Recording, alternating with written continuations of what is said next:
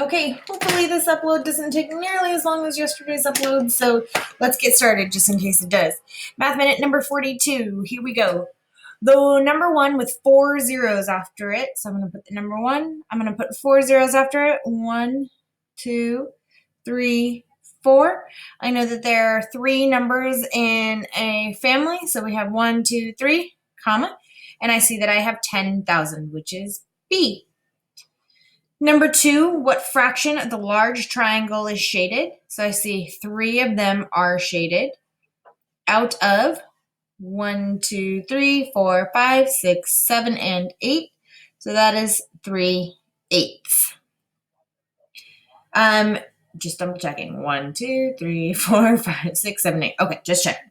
If one more triangle were shaded, what percent of the large triangle would be shaded?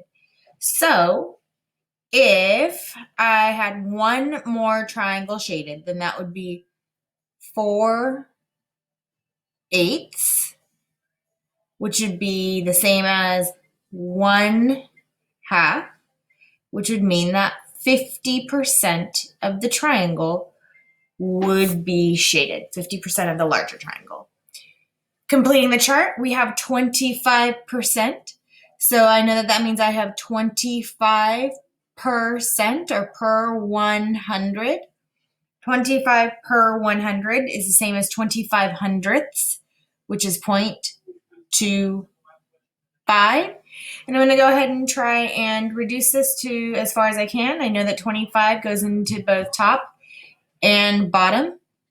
25 divided by 25 is 1. 100 divided by 25 is 4. And I have 1/4 as my fraction.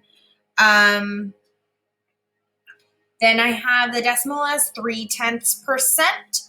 I want to know what that is as a fraction. Again, this is 0.3%. It is said exactly the same way as the fraction is, 0.3%. Please excuse my dog in the background. I want to turn this into hundredths for now.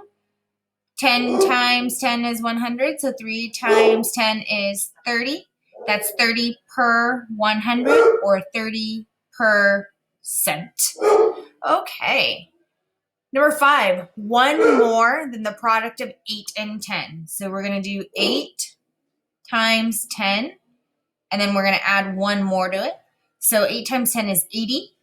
80 plus 1 is just 81.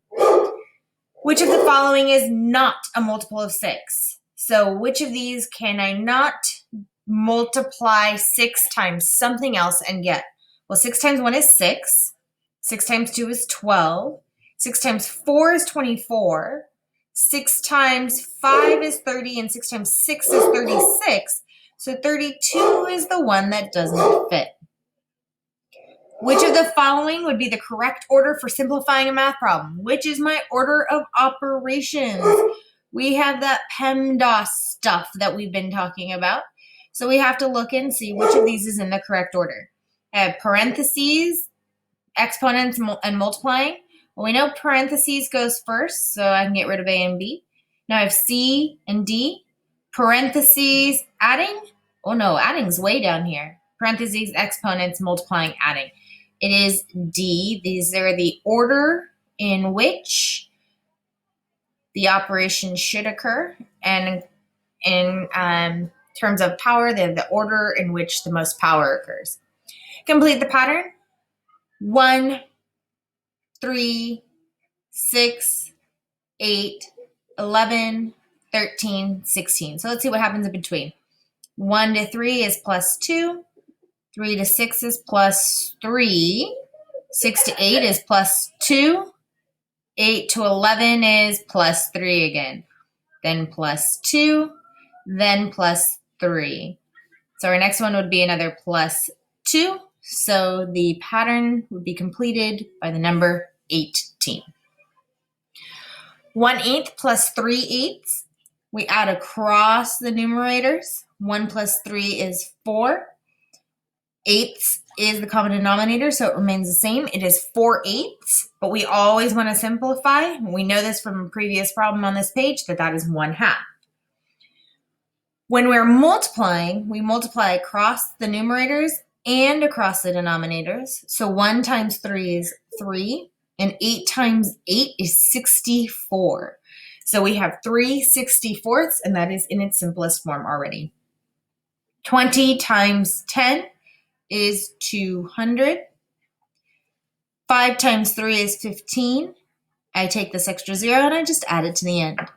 4 times 2 is 8. I take that extra 0 and I add it to the end. All right, there's Math Minute number 42, ladies and gentlemen.